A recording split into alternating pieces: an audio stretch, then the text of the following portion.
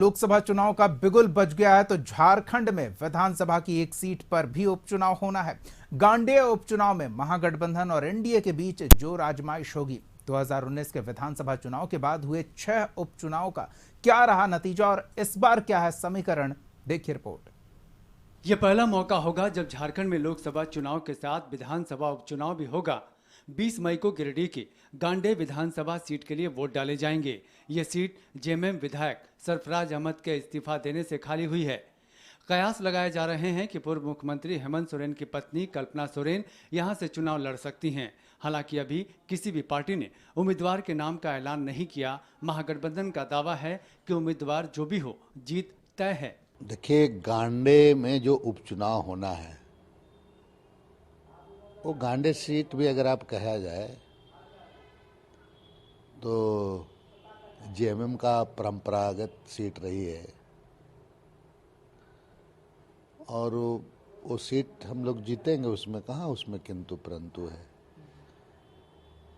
उसमें तो सिर्फ जो भी कैंडिडेट होगा गठबंधन उसको जिताएगी। झारखंड विधानसभा के मौजूदा कार्यकाल में यह 7वां उपचुनाव है। 6 विधानसभा उपचुनावों का ट्रैक रिकॉर्ड देखें तो अब तक महागठबंधन या अब कहें कि इंडी गठबंधन का पलड़ा भारी रहा है। इससे पहले 6 उपचुनावों में से 5 विधानसभा उपचुनाव में सत्ताधारी गठबंधन ने बाजी मारी है। सिर्फ रामगढ़ विधानसभा उपचुनाव में एनडीए को जीत हासिल हुई थी। ये चुनाव अहम क्यों है, जरा ये भी समझते हैं। उपचुनाव लोकसभा चुनाव के साथ हो रहे हैं तो राष्ट्रीय मुद्दे हावी रहेंगे। महागठबंधन उम्मीदवार के प्रचार के लिए हेमंत सोरेन मौजूद नहीं रहेंगे। हेमंत की गैर मौजूदगी से चुनाव प्रचार पर असर पड़ सकता है। हालांकि जेएमएम नेता ऐसी आशंकाओं को खारिज कर रहे हैं।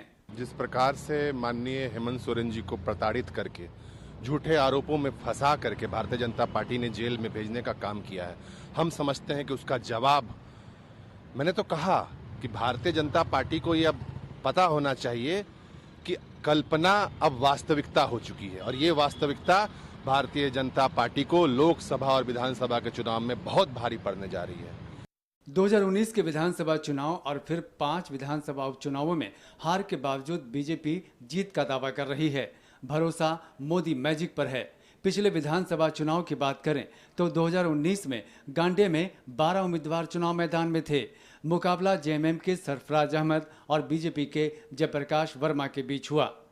जेएमएम उम्मीदवार सरफराज अहमद ने 65,000 वोट लाकर जीत हासिल की थी, जबकि बीजेपी उम्मीदवार को 56,000 वोट मिले थे।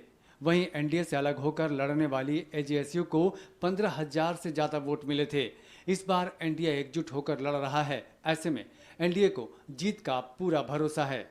देखिए, हमें तो लग रहा था कि ये 14-0 से ही हार कर संतोष कर लेंगे, पर लगता है इन्हें 15-0 से हारना पसंद है। तो फिर इसमें हम क्या कर सकते हैं।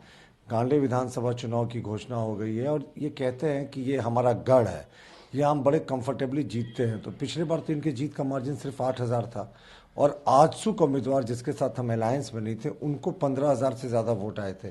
तो पिछले बार भी दोनों के वोटों को जोड़ दे तो हम 7,000 से ज्यादा थे। इससे पहले पिछले साल डुमरी विधानसभा चुनाव में महागठबंधन उम्मीदवार की जीत हुई थी, लेकिन अब सीट अलग है और माहौल भी अलग। परीक्षा होगी जेएमएम की, जिसे हेमंत सोरेन की गैर मौजूदगी में जीत का ट्रैक रिकॉर्ड कायम रखना है। ब्यूरो रिपोर्ट, कशिश न्यूज़।